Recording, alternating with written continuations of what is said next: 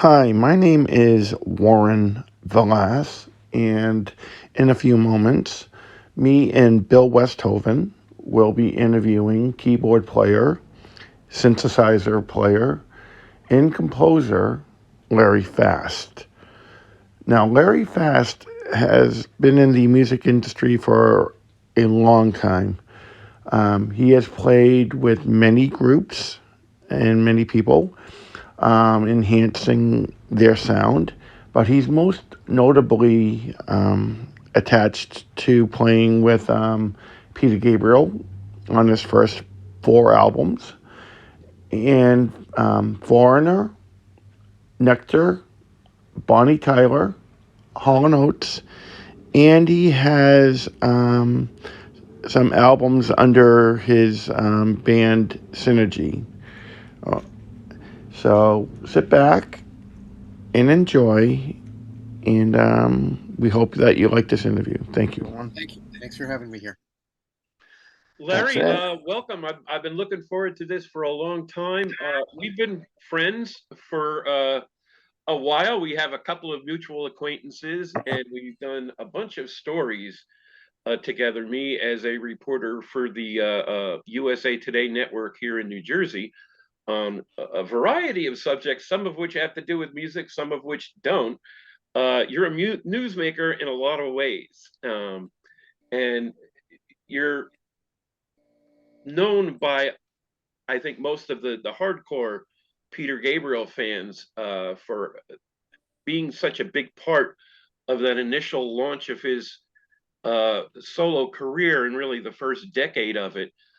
You obviously played synthesizers, and synthesizers are a big part of Peter Gabriel's sound, but you were also a technical wizard, a computer expert. I mean, you wrote code to get some of these sounds, and I always felt like your main role in that organization was to help Peter find those special and unique sounds that really define the Peter Gabriel sound. So maybe that's a broad topic, but could we have I gotten it right? Yeah, I think you did. That it's a little fuzzy around the edges of exactly what the job definition was, because it would be everything from um, finding sounds, suggesting sounds, right out to production uh, in general, which I was credited on a few of the albums, which wasn't necessarily synthesizer. It could be, dealing with how the records were shaped into the total package that you finally heard. It Okay. wasn't Well, always electronics. So that's just, but that's more me putting on a producer's hat and working with some very good producers who were involved in those early records. okay. Yep. Now, did Peter kind of bounce ideas off of you? He would do a little bit of vaudeville. He would do a little bit of Pop's hit with Modern Love. Obviously Salisbury Hill, Moribund, the Burgermeister. Um, all these various sounds where you would have a rock sound, a rock song, you would have again like a quartet song, and Excuse Me, and you know was he bouncing ideas off of like you and the other bandmates at the time? Somewhat, but in those first two albums, there were two strong personalities who were the producer, who were really the ship's captain on each of those projects. Bob Ezrin on the first one, and Robert Fripp on the second one. And so, though the band would be consulted, for instance, on the first album, Peter and Bob had already worked out what songs were going to be done. They were written, they were done, at least with Peter sitting down at the piano and playing them. But when we were cutting the tracks, the band we'd gather with Peter at the piano, and he'd play it through, and he'd say, "This is what the song is, and I've got a few ideas.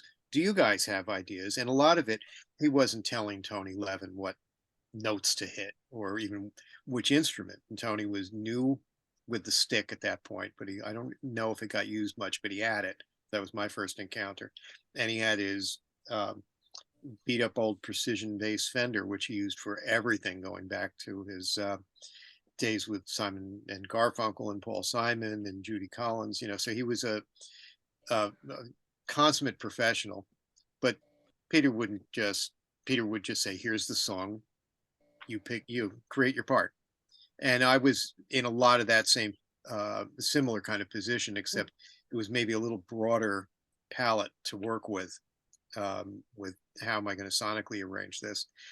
Same thing with guitar parts. He had two very different guitarists on that album, because Robert Fripp was there, and Robert is Robert. Know what his style is. Steve Hunter, who was part of Bob Ezrin's team from Alice Cooper and Kiss, and a lot of the session things they had done, which were not really, maybe there was a little overlap with the Peter Gabriel theatrical career, but musically it was quite different. Very much North American rock. It was a whole different animal, and it was putting us all in the same room and seeing just what came out of that. But it wasn't as extensive as in the third album. That's where Peter, I think, with the experimenting with things like Excuse Me versus, which was really outside of anything he ever would have approached with Genesis, or Moribund the Burgermeister, which maybe in some ways could have been a Genesis song if it was approached in an earlier year. This was transitional album for Peter. And he was, I think, finding where he wanted to go, what his strengths were. He can do a lot of things very well. And I think it was a matter of finding which of those things he wanted to follow as the path going forward. By the third album, I think he was able to find that path. As young as you were in the beginning, you had already done quite a bit before you connected with Peter Gabriel, especially from a technical standpoint. Can you just kind of go over a little bit of that? I mean, I know there was your association with Nectar, your association with a somewhat obscure but a favorite band of mine, FM. And I was just also reading even recently, and somehow I was surprised. Now I'm not surprised. You were involved with disco. Well, yeah, I mean, being in a New Jersey studio that did a lot of R&B, that was inevitable. So, well, actually, I had started even earlier in a way. I was in college, theoretically pre-law, and a pretty good history major student. I mean, it was Dean's List at times, but I was also very obsessed with college radio, because I saw that I didn't really want to be in radio per se, even though I liked radio a lot. But I could see that was the intersection where the record companies met broadcast, and college radio was a wonderful way to get in, because it was a little less formal in the promotion departments at the labels.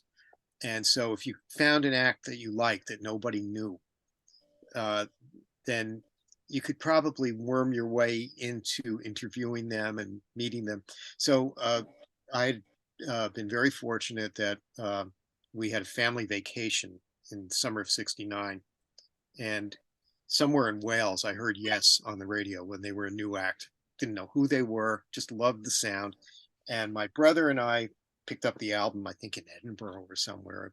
We eventually found a copy, brought it back. I'm off to college. I meet another guy, Frank Urbaniak. We became like the team that sort of took over the college radio station.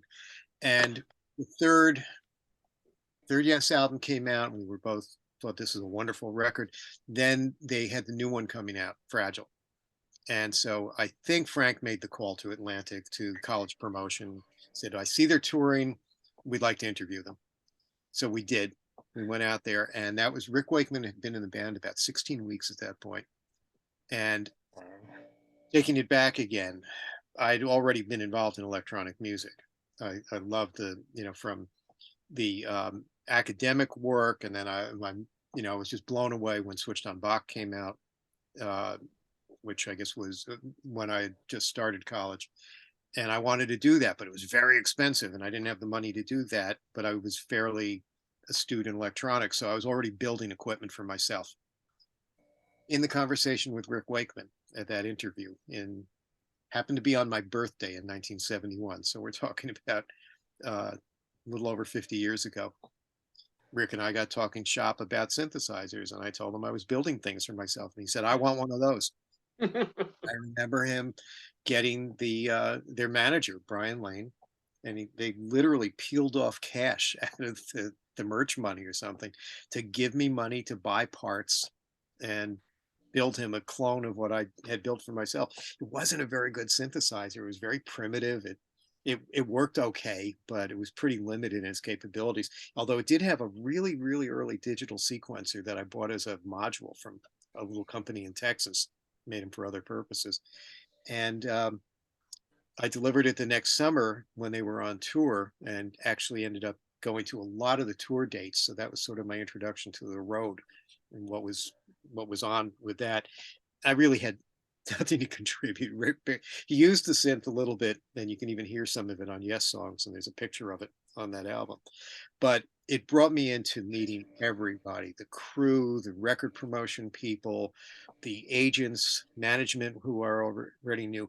And I was really starting to get my arms around what this industry was, progressive rock, but at a professional touring level, moving a band that was moving up very rapidly, moving towards arenas.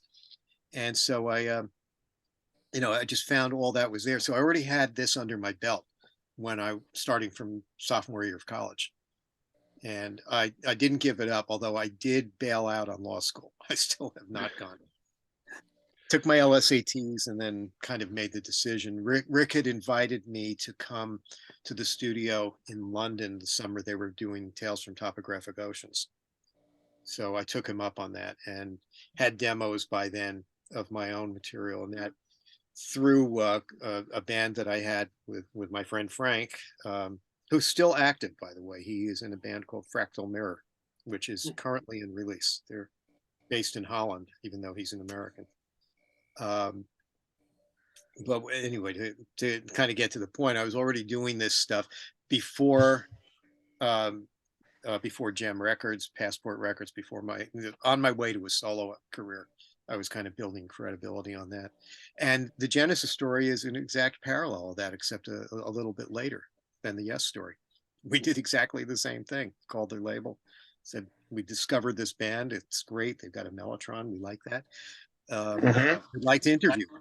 And that's, I was very intrigued. I wanted to kind of establish the same connection that I had with Rick Wakeman, with Tony Banks, but along the way, Peter was there too. Got to know him. Well, that's awesome. I'm one of the weird admins in the Peter Gabriel fans page where I've just never been a Genesis fan. But I can legitimately say I was a fan of yours before Peter's, because we at Rutgers University, a bunch of us picked up on the first Synergy album, and it just knocked our socks off, and we played it all the time. So, and it just blows my mind to think that you had to build the devices to create those sounds. You had to write code. Yeah, but that was a little later. What's that? Yeah. Well, that was a little later because the microprocessors hadn't even really come out yet during the early part of the 70s. Intel was developing some stuff, but it wasn't until after the first Synergy album was almost coincided with the first microcomputers, and I jumped on that right away. What was your first meeting like with Peter? I mean, was he told this is a guy that can really, really help you? Or, I mean, how did that work? No, it was a very gradual thing. I mean, one of the things, as in many of these cross currents that exist, it's the music business. So there's a lot of business people that are involved, and you get to know. And the Genesis story is a very interesting one, because unlike Yes, who had a relationship with Atlantic Records and they knew what to do with this band to build it, Genesis was signed to Charisma Records in the UK, which was a smaller label, but a very well-respected and powerful label within the UK market, and even onto the continent a bit. But in North America, they really kind of didn't really have a presence. And so at the time of Nursery Crime and Foxtrot and the earlier Genesis albums, they had a licensing deal with the Buddha record group, which, if you remember, Buddha was the one that had the 1910 Fruit Gum Company and the Archies. And Bubblegum. so, yeah, so now they got Genesis and they don't know what to do with it. And it really languished in the market. However, the cool fans had discovered this new import distributor, Gem Records, which was Marty Scott and his partners, their buddies going back to their grade school days in Metuchen. And they had started the import company, Gem Records. And what they would do was they would go to Europe and they would curate what they would bring in. They would air freight these very good quality European pressings, and then they had their own distributor channels out to record stores all over the United States. I would buy them at a discount at Cheap Thrills in New Brunswick. Yep. And they, By the ton. they really built themselves a really good distribution network. And they were Genesis fans, so they were bringing in the Genesis product, and they knew how to market it. And they actually ran marketing campaigns. So on Selling England by the Pound, there were fake pound notes that were printed that had Peter's Britannia, with his Britannia hat on from the show. But they looked like pound notes, but they were, Genesis promotion. That was all Gem Records. That had nothing to do with the labels. That was the legitimate channel, which didn't basically do anything. So Genesis was built in America by Gem Records. By that time, I had done my electronic work. I had been through a development deal at Warner Brothers that didn't pan out.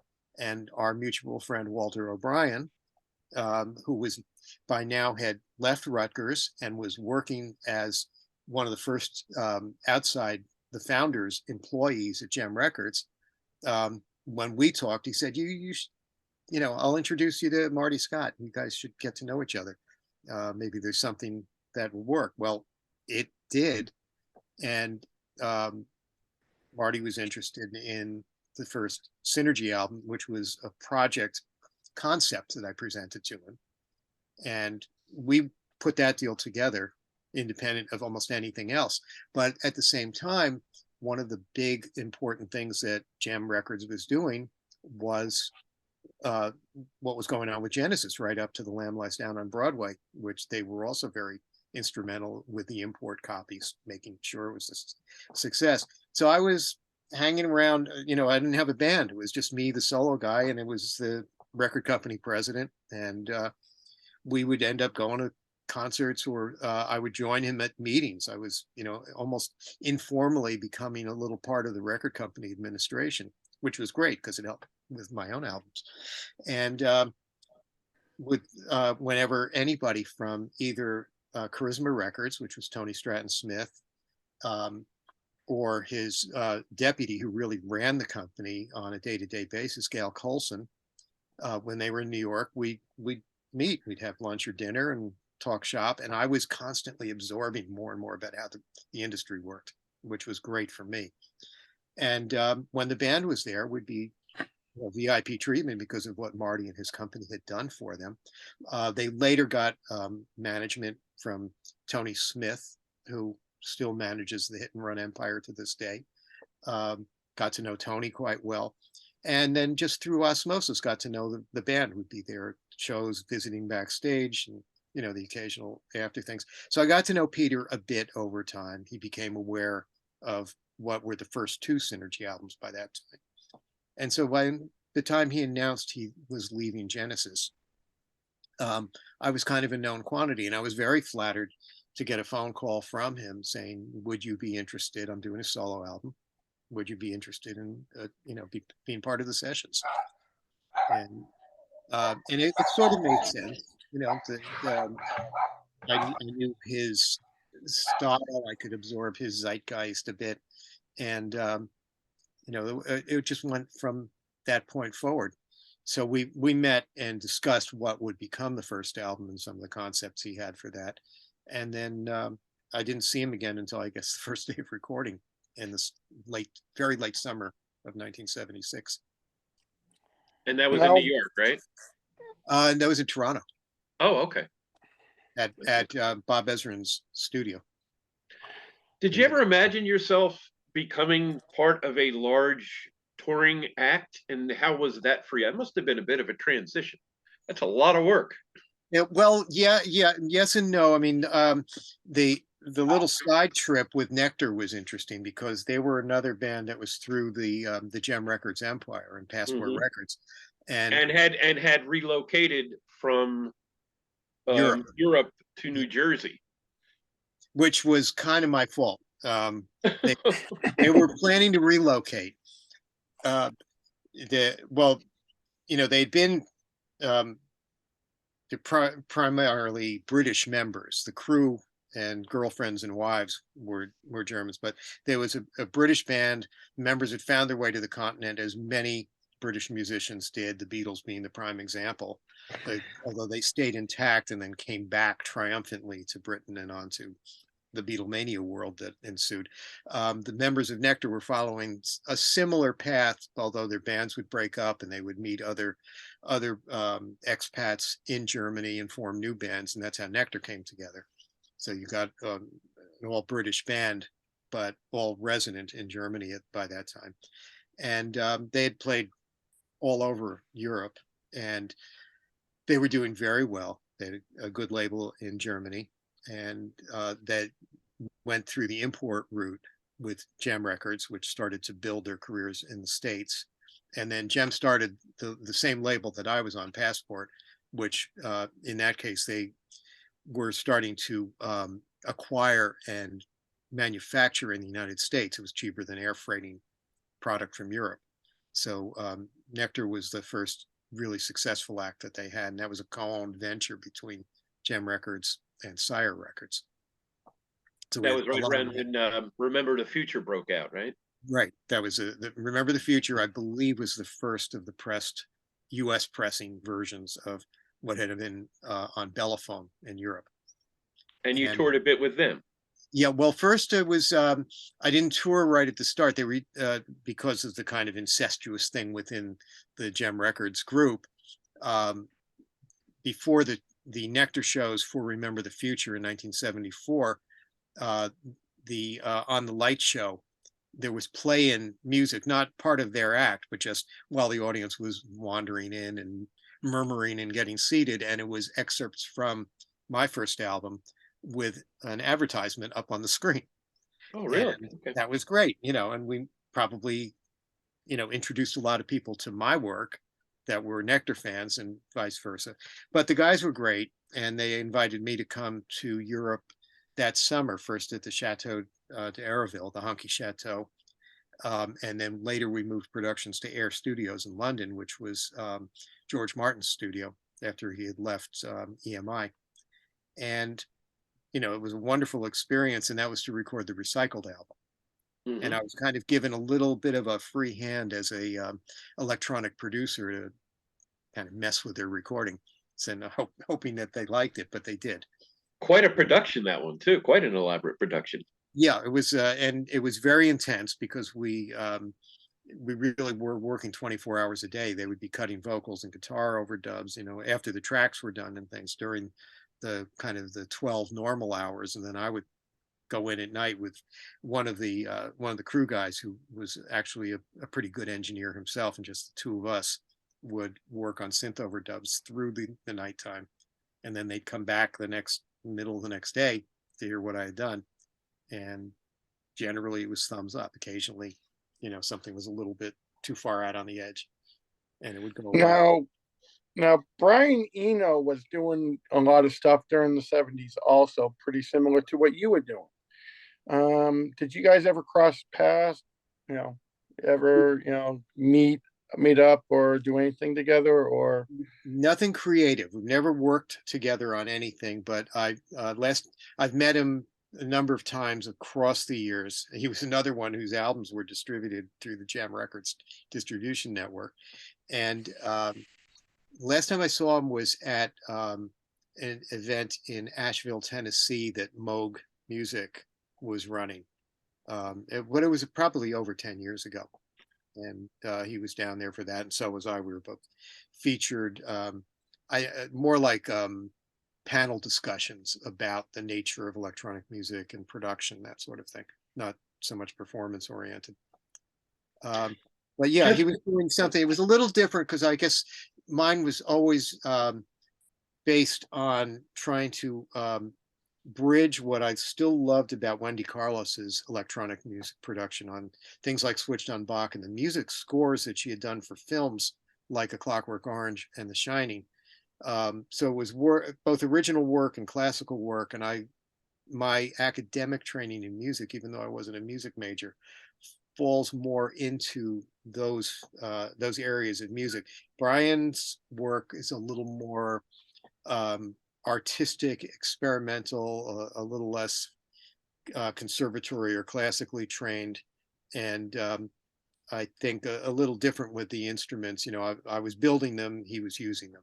I was using them too, but you know, we approached it from different angles, and there's no one right way to do it.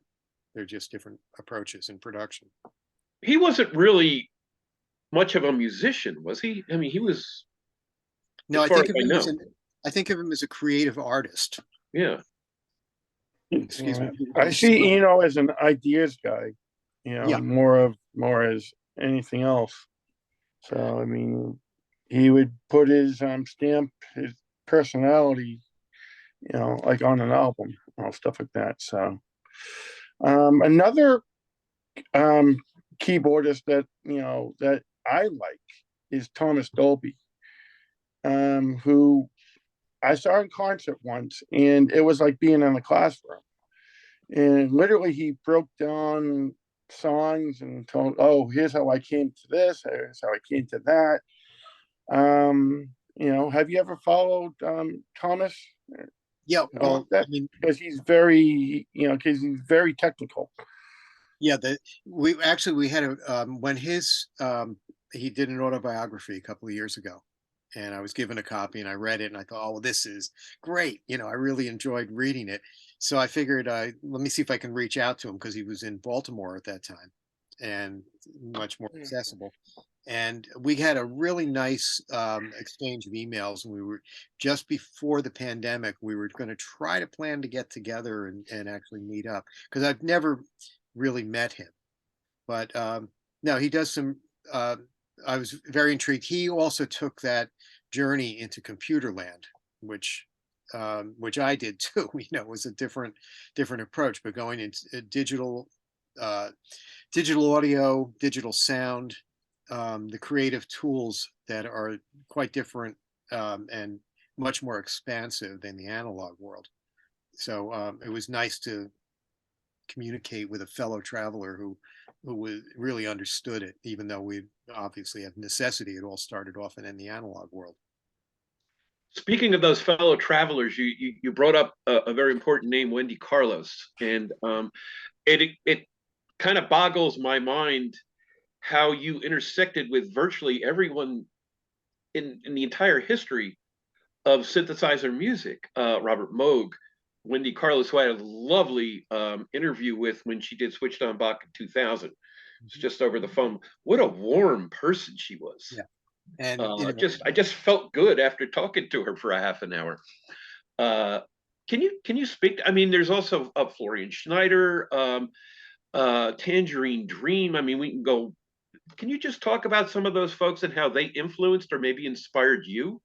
yeah, well, Wendy, of course, I think there was a confluence of what was being done in electronic music. A lot of the earlier electronic music, which was it was so expensive for the equipment that it was mostly institutions, either universities or research labs, and that was a little stifling in its own way because there was a lot of academic community faculty type of politics that got involved in it, and not so much room for the independent creative force.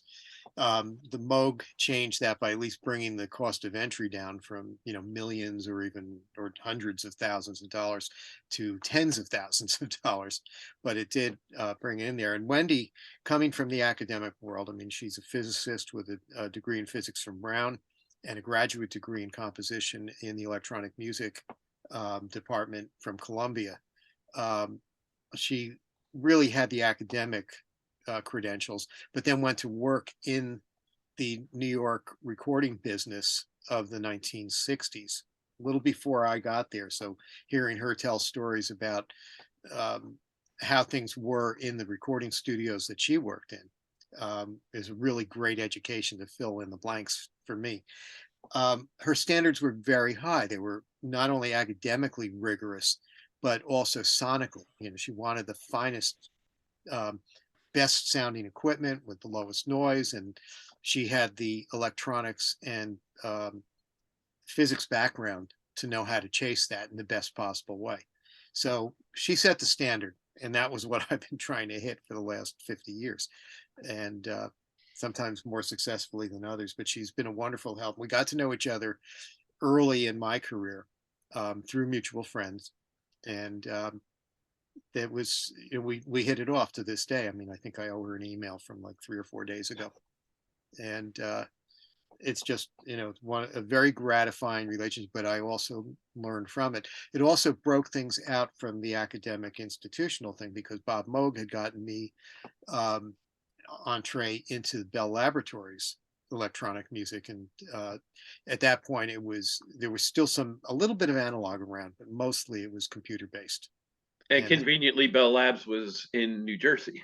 well, that's why Bob, it was a project Bob had been invited on, but he was in upstate New York outside of Buffalo, and this was going there a couple times a week. And where I live now, I didn't live here then, but I was close by.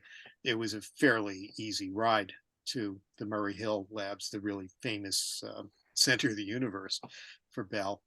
And where I am now, it's on the next hill. I can literally see it lit up on the next hill when I'm dragging the garbage can down to the curb. So it was great to get in there and see what they were doing. And that's where I met other people from that world, you know, people like Laurie Spiegel, who I'm still friends with. So this was more of the, in some ways, I loved the rock and roll world. I was a Beatles fan. I wanted to be a rock and roller. I really did like making records that were very popular. But there was something that I really felt a kinship with some of this more obscure academic world of electronic music.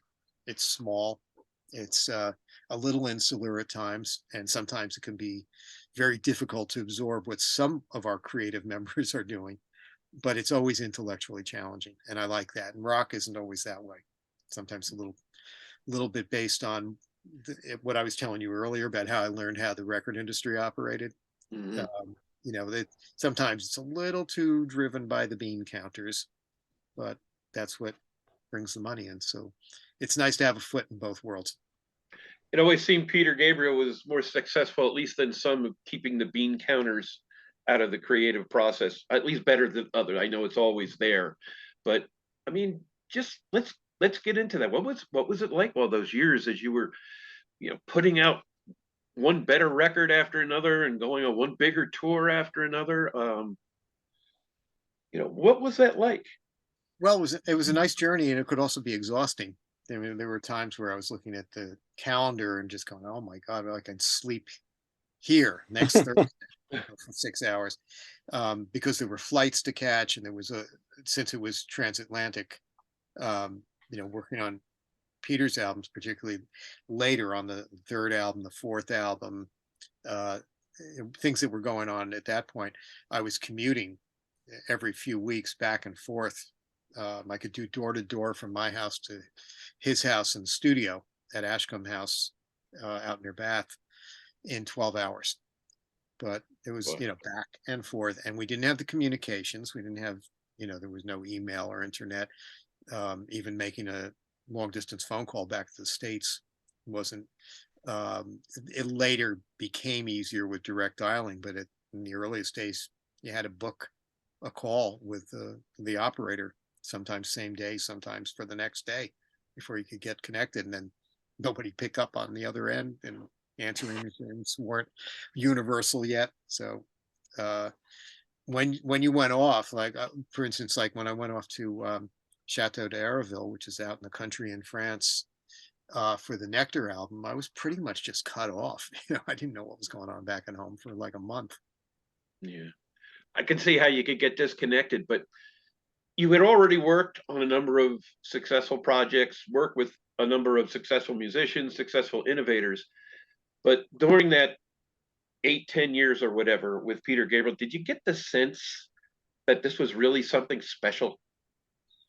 I did with for Peter, but it was on a creative thing. I mean, I always knew that, particularly by the third album, there was sort of this feeling that, yeah, this is really different. This isn't, the first two Gabriel albums were good, solid recordings, and he was still finding his way. But even his journey is is really good. I mean, he really um, maybe he hadn't settled quite on the personality that he was going to become, but it was certainly good. It was really creative. But the third one, there was just something when that drum loop, the Phil Collins drum loop that opens the Intruder, and there wasn't really a whole song there yet, but just these bits and pieces of things that were coming together, and it didn't really feel or sound like anything else. And that's where I felt pretty confident that it was great quality. Didn't know if it was just going to be a cult record, but I knew it was going to be respected, and Peter would really have anchored his reputation at that point. And you Now, I were a would big, be, oh, I'm sorry. oh, Go ahead, sorry. Warren. I would be remiss if I didn't bring up the Fairlight CGI, um, you know, since the, thing that, Peter found, what are your thoughts on the Fairlight system? Well, I've been telling Peter, because I remember I started with the Bell Labs projects right around the same time that I started with Peter. It was, in fact, a year before his first solo album. So we were doing a lot of that same stuff, only on a much higher level, but it was on a mainframe computer. It was a dedicated mainframe that was in the speech and synthesis department at Bell. But this future, these vistas of what could be done, my eyes were, kind of simultaneously open, but we were also coming up with ideas within the people working in that department. And I wasn't really an employee. I was the closest you could call it would be like an artist in residence, but on a ongoing basis. And so I've been telling Peter, this is what I've seen. I've been able to glimpse into the future. It's digital recording. It's amazing. All that analog stuff and Dolby sound, noise reduction. We're going to go way beyond that. And digital editing and the ability to manipulate sounds. All of that was there. And it had been worked on at Bell since the 1940s when they started with digital. So this was a mature technology. It was just very expensive. And then the microprocessors came in, and it was inevitable that a smaller, more affordable version of this was going to happen. So I was fortunate that the inventors of the Fairlight were doing a tour of the one prototype that they had, and they brought it to America, and they brought it to New York, and it just happened to be a few weeks before we were starting the third Gabriel album. So I got a call, and I think it was, I'm trying to remember, it was a session Tony Levin was on at the power station in New York. And I think it was Mike Manieri, the vibraphonist, and I'd worked with him on a number of his jazz recordings. And I think he gave me a call and said, there's this Australian guy, and he's got this instrument, and it's got like a television screen on it and keyboard and stuff, and it's really cool. And he's just showing it to people. Are you interested in coming in and seeing it? Yep. So I was there the next day, and that was Peter Vogel, who was the co-inventor of the Fairlight. And he ran me through its paces, and everything was very familiar. It was a very scaled down version of the things that I had already encountered at Bell, but it cost $30,000, where the stuff at Bell, we were north of $1 million if you wanted to replicate that. And not to mention the software was all custom stuff that had been developed in-house at Bell.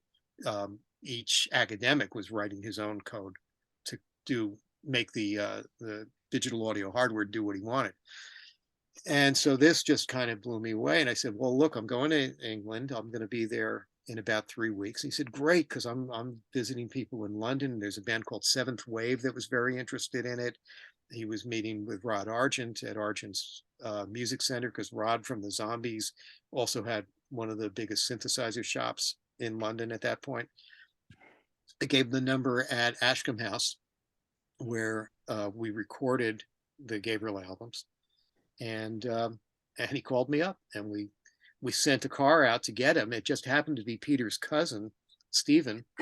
Stephen was a synthesizer salesman who had been at a competing London center, and somehow or other he was no longer working there. I don't know what happened, but he was kind of our gopher, go pick people up, bring us our tea, help out around the studio.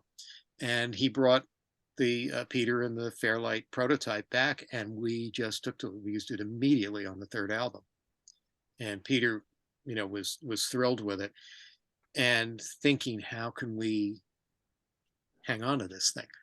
And Peter was the one that proposed to the Fairlight folks, do you need a distributor for the UK? Well, his cousin, who was already experienced in synthesizers and synth sales, Peter staked the company. It was called Psycho Systems, and they opened a showroom in London and became the distributor for not only Fairlight initially, but other competitors like EMU, Synclavier, PPG, a number of the digital transition, which was going underway. And so that was it. And from that point forward, we had a Fairlight for the Gabriel tours and shows, not for the third album tour, because it really was only the one prototype at that point. Even though we'd used it on the record, I found ways to simulate what was done on the record back with the analog machines that I still had. But by the fourth album, where we've also used it extensively, it toured with us, the Fairlight Mark I. So that's basically my story. I was blown away by the Fairlight, in that my prediction had been that the $1 million version of that at Bell Labs, I thought maybe when I get to be like 70 years old, there will be affordable versions of that normal people can buy. And it happened within about 6 years. I'm going to stop. Now you can do it on your phone, right? I'm going to stop here because I don't know, because we're just after 11 o'clock. Barbara, can I call you in? Barbara? I'm here. Okay, what time are we good till?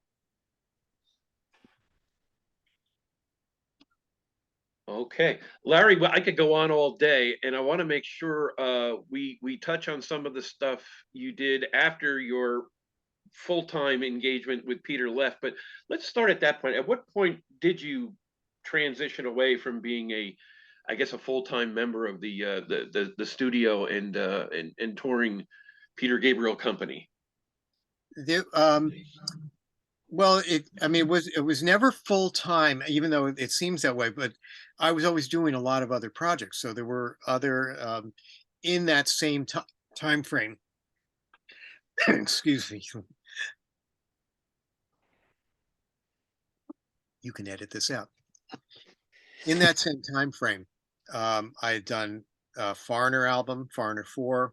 I had done a couple of 2 or 3 Hall & Oates albums, a whole bunch of other projects that were either session things. I mean, they were all over the map. Serge Gainsbourg, I think, was in there somewhere.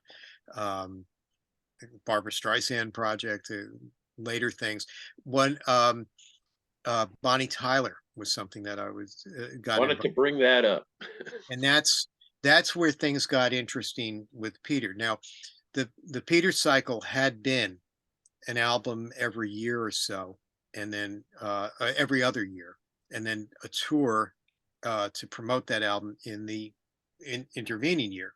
And the tours would go on for a very long time, but there would be 2 and 3 weeks off between doing America and Europe, or the UK only, or whatever.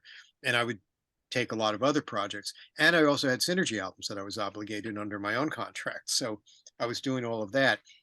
But it started to stretch out a little bit more with Peter. And as you can see now, it's really gone to where the stretching out has gone to decades rather than a year. So with the fourth album, we had done quite a lot of touring. It was about 14 months of touring on and off through 82 and almost all of 83. I remember seeing 2 legs of that. So one was college, and then one was the Sheds. Yeah. So, Much bigger um, audience.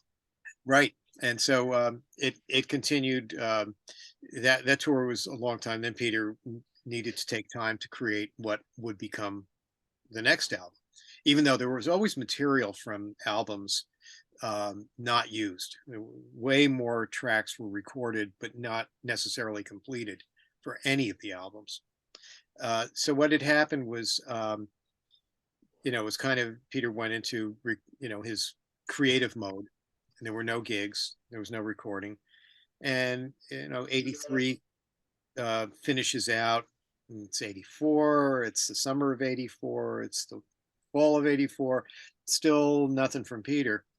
And in the interim, from I guess it was back in 82, I had recorded, I'd been working with Jim Steinman on a lot of projects. I was part of the first and second Meatloaf albums, Jim's solo album. We had done it. There were just a bunch of different projects he had done, everything from Everly Brothers to um, Air Supply and Bonnie Tyler. And Total Eclipse of the Heart was kind of the showpiece from her return. I understand that was supposed to be a Meatloaf song, but they had had a falling out. So Bonnie, whose career was a little bit languishing, was offered the song, and it was a perfect fit. So I'd worked on that, and it became a really big record, way, way bigger than anything that Peter had done. Same thing. Monster hit. Yep. Yeah. Same thing with working with Foreigner on Foreigner 4. A huge number of really big records. And I've still got a platinum record hanging on the wall in my studio from that one. Peter was still a very successful musician. It was probably bigger than I would call cult status, but it wasn't a superstar thing. So Peter's very quiet, and Bonnie Tyler's management came to me, which I guess it was her management and Jim Steinman's management. They're doing a follow-up to the album that had Total Eclipse. I wasn't on the whole album, but apparently they liked what I had done, felt it contributed to making it a big success. Would I be interested not only in reprising the same kind of creative work on her next record, but Jim, who I'd worked with a lot, Steinman, really needed an associate producer to keep things together. And I had informally had that role with a couple of the Gabriel albums, was the producer on my own albums. So, I was well enough versed in studio technique and how it all went together. So they offered me a very nice contract offering it, not to get too inside baseball, but they would give me, I'd have points on the album as though I was a producer. Not as though I was a producer, I was a producer, but it would require a commitment that I see the record through, because this was a big budget album. It was going to be 7 figures, much bigger than anything that Peter had done up to that point. And, I talked to Peter, are you ready to go yet? No, it's going to be a while. It's like, okay, I can do this. So I signed on. We're about halfway through Bonnie's album, and Peter calls up and said, well, can you come to England? It's like, no, I can't. I'm sorry. I'd love to. I really, really want to, but I can't do that now. I'm committed on this. Not to mention that Jim's manager is also a very powerful entertainment lawyer, so I wasn't going to go and cross those folks. And so I said to Peter, send me things that you're working on. These were the Daniel Lanois tracks, and I'll work on them in my studio at home, and I'll send you back some parts, and we'll see how it goes. And I did that, but none of those tracks actually made the album. So I did get a credit on what eventually became So, but I wasn't really able to participate. And then after that, he changed the band around.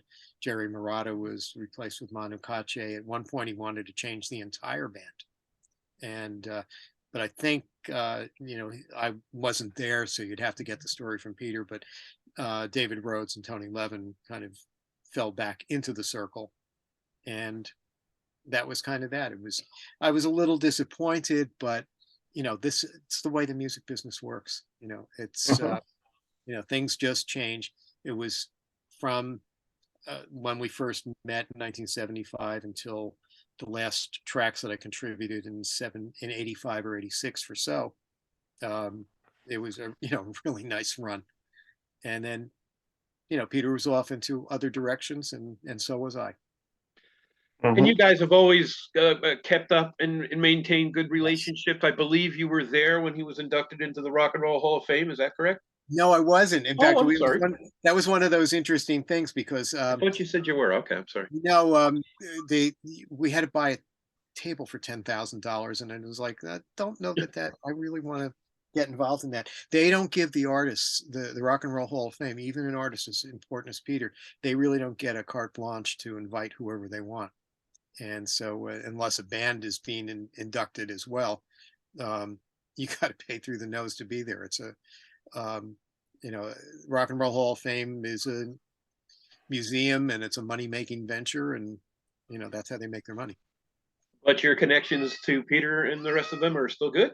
Yeah. Oh, it's completely amicable with Peter. He's a busy guy, so we don't really see each other. I guess when they have the tour next year, I'm sure we'll be there. My wife was working with him on one of his side projects, a thing about animal intelligence, and she has some experience in that. And she was even running their Facebook page for a while. And so there was a point where in the last 5, 6, 7 years, she was more in touch with Peter than I was. So finally, I just want to ask one more question. Okay, go ahead.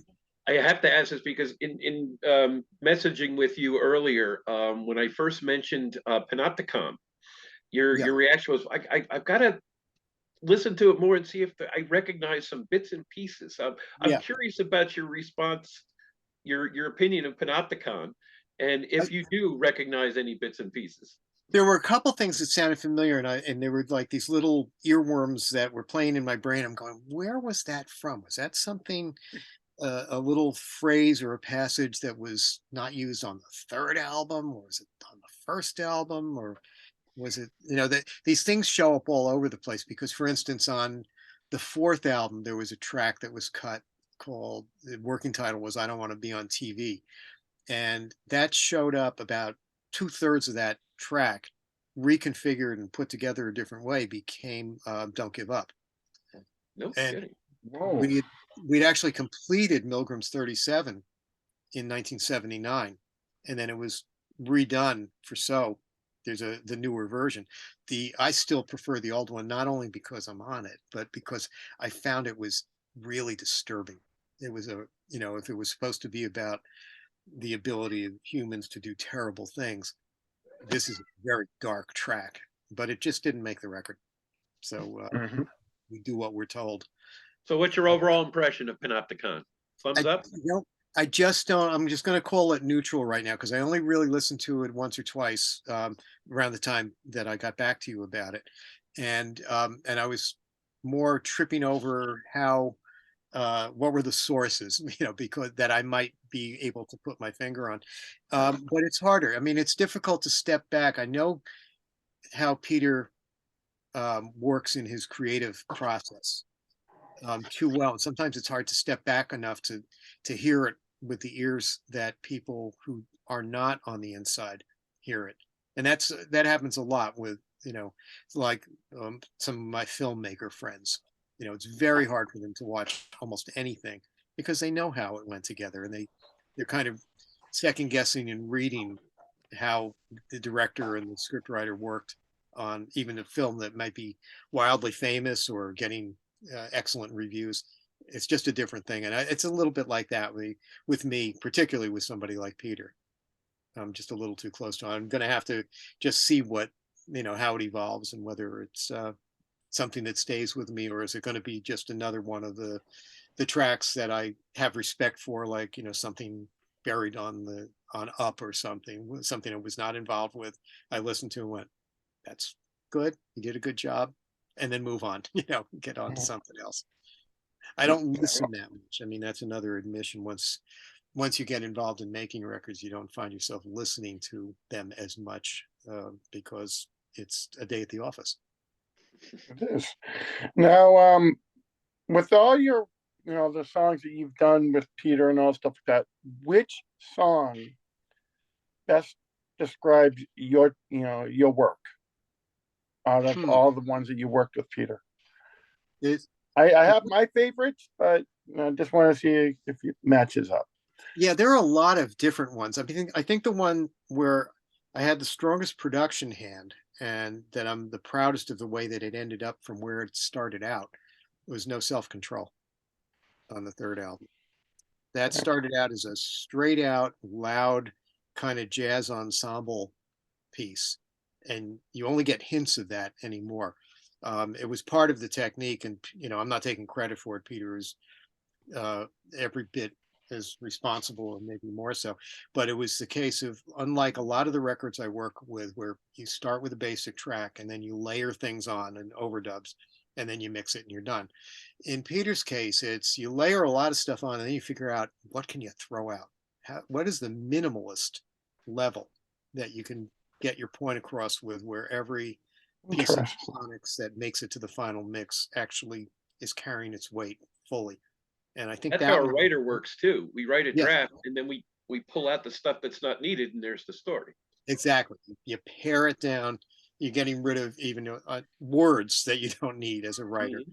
and that's the same thing here. So, um, Peter did have a phrase that we used on the third album, and it summed up a lot of I think that period of his career when I was there, which was no middle ground. Everything, there's no mediocrity in the middle. Nothing is filler space. Um, Everything has to have a reason to be there, and it makes for an open, more spare record. I mean, even the fact that there were no cymbals on those albums, very important. With, Hmm. the sonic space up. Yeah. So, but now I was thinking White Shadow because when I hear the live version of White Shadow, I was really thinking that okay, you had a major influence in the layering of White Shadow, like how it comes in, and like how there's multiple keyboards in that song. Um, I suppose it was, but I know what I was recreating on White Shadow, because I saw it as having the same template as Humdrum, with the special Really big end. Um, nice. with Humdrum, that was done with Bob Ezrin, and I was kind of channeling a little of Bob producing me with the overdubs to create the electronic orchestration on Humdrum once it moves out from the little the more spare and European folk sounding front, and then it moves into the great cineramic, um, uh, the broad orchestration that it had. And we did that. Interestingly, it was early enough that it all had to be done with the modular Moogs, layered one part at a time on a very Hmm. tight in the studio. And it was easier. The technology had moved on a little bit by the time White Shadow. But I was kind of thinking, how can I build White Shadow to echo what Humdrum had? And I guess it kind of did. Hmm. What you described is what I was going for. But Yeah, it wasn't the first time that I had done that. yeah, because I love the live version. I love the Rock Palace version of that, where he walks out and sits on the in front of the stage and addresses the crowd and this and that. So, but okay, Good choice, though. final question from me. It's like we lost Bill here on our. Yeah, we lost Bill. He had to move on. But anyways, final question is 5 songs that you are currently listening to nowadays. Boy, you see, it's almost all classical at this point. That's Uh, I was very pleasantly surprised to be invited to a videotaping for PBS of Stravinsky's Firebird. And I knew the conductor, and it's one of the things that I listened to over and over again. So that's something that, if you were to ask me what's on the player in the car, that's one. Mhm. The Beethoven's Fifth Piano Concerto, which is something that I Mhm. would like to rearrange for electronics. I've actually started doing some work on that. There are a couple of Ravel pieces. The there, the C, that's probably the one in Pavane, which I had actually recorded a version of Pavane for Dead Princess. And boy, you know, of the 5, I always keep Wendy Carlos's Time Steps from the Clockwork Orange soundtrack on my phone as kind of the guiding principles of production, electronic sound, you know, what I expect. But it's hard to narrow it down to 5. I mean, again, if I'm stuck in traffic and I don't have a USB stick with me for the car, on satellite radio, I'll just switch to the Beatles channel because I can never go wrong with it. You know, of course. I mean, you can find all that music on the, you know, that internet, you know, radio and Sirius and so. Yeah. But I want to thank you for your time and for making the, you know, making the date and the time and the effort to be here with us. And you know, and I wish you well. Well, my pleasure. I'm really happy that you guys are there to honor and respect Peter and his career. The one thing I can say with Peter, of the people that I've worked with, he's the one thing that sets it apart. Often I'm brought in on albums, and sometimes they're, you know, famous groups like Kool and the Gang or something like that. You know, they're big records. I bring to the party what I can bring. In the case of working with Peter, I learn from Peter, and that sets him apart, and that's why it's so good to see that there are people, you know, like your group that understand that there's something special. And I you know, I will always feel that about work with him.